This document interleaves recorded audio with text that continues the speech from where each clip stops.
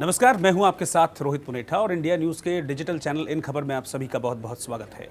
कश्मीर पर हम बात करने वाले हैं इस वीडियो के जरिए। दरअसल कश्मीर मामले में सुप्रीम कोर्ट ने दखल देने से साफ तौर पर इनकार कर दिया है।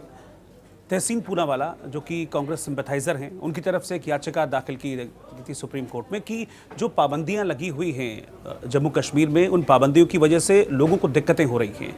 उन्होंने जिक्र किया था अपनी इस याचिका में कि कर्फ्यू वहाँ पर लगा हुआ है, संचार के साधन बंद हैं, इंटरनेट सेवाएं बंद हैं। तो ऐसे में इस तरह की जो पाबंदियां जम्मू कश्मीर में लगी हुई हैं, इसको हटाया जाना चाहिए। सुप्रीम कोर्ट से उन्होंने इसमें दखल की मांग देते हुए याचिका दायर की थी, लेकिन सुप्रीम कोर्ट ने साफ तौर पर कह दिया है कि अभी सुप्रीम कोर्ट हर प्रशासनिक मामले में दखल नहीं दे सकता है।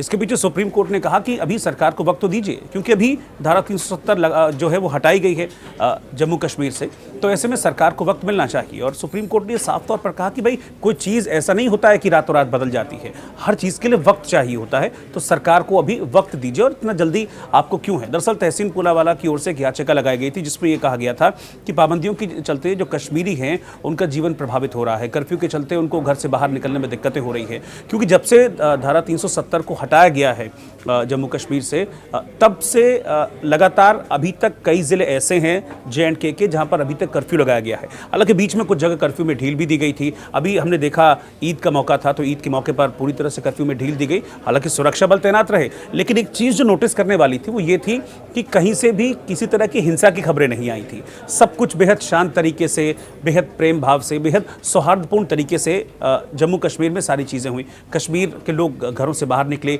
ईदगाह में गए, अलग अलग मस्जिदों में गए, नमाज अता की।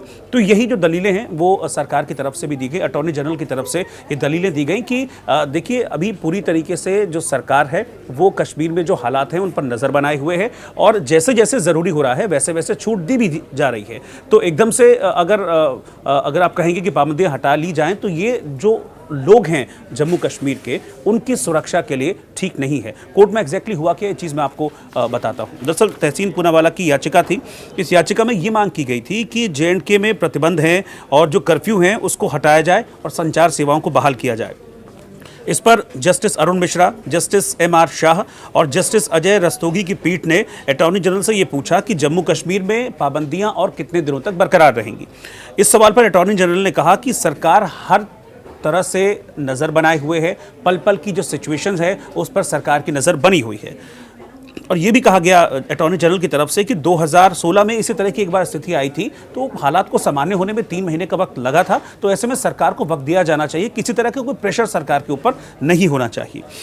याचिकाकर्ता की इस मांग पर कश्मीर से पाबंदियों को खत्म किया जाए। कोर्ट ने कहा कि सरकार को जम्मू कश्मीर में स्थिति सामान्य होने के लिए अभी पर्याप्त वक्त दिया जाना चाहिए।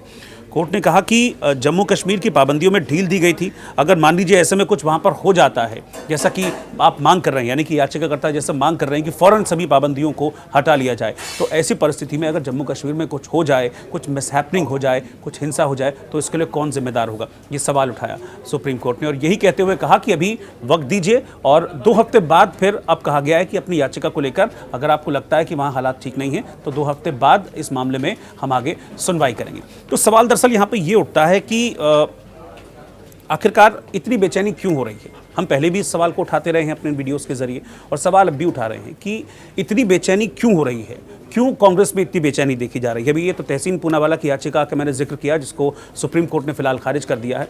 अभी प्रियंका गांधी जो कि महासचिव हैं कांग्रेस की, वो सोनभद्र पहुंची। सोनभद्र में वो जो हिंसा हुई थी उनके पीड़ितों से मिली, लेकिन वहां से भी उन्होंने ये कह दिया कि 370 को हटाना पूरी तरह से असंवैधानिक है और कांग्रेस की एक राय है, कांग्रेस एक ही ट्रैक पर है इसको लेकर। लेकिन एक ट्रैक पर तो नहीं है, ये तो हम देख चुके हैं। पिछले दिनों ज्योतिरादित्य सिंधिया ने इस बात को माना कि 370 को हटाना पूरी तरह से सही था। मिलिंद देवड़ा ने इस बात को माना कि 370 को हटाना सही था। पब्लिक सेंटिमेंट्स की वो बात कर रहे हैं कि पब्लिक सेंटिमेंट्स को हम लोगों को समझना चाहिए कि लोगों के सेंटिमेंट्स क्या कहते हैं, और लोगों के सेंटिमेंट्स ये कहते हैं कि भाई धारा 370 जो हटाई गई है ये बिल्कुल सही तरीके से है।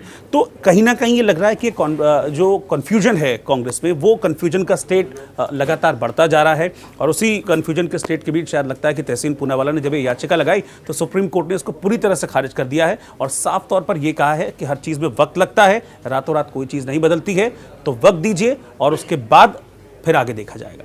नमस्कार। इन खबर चैनल को सब्सक्राइब करें और बेल आइकन दबाना ना भूलें।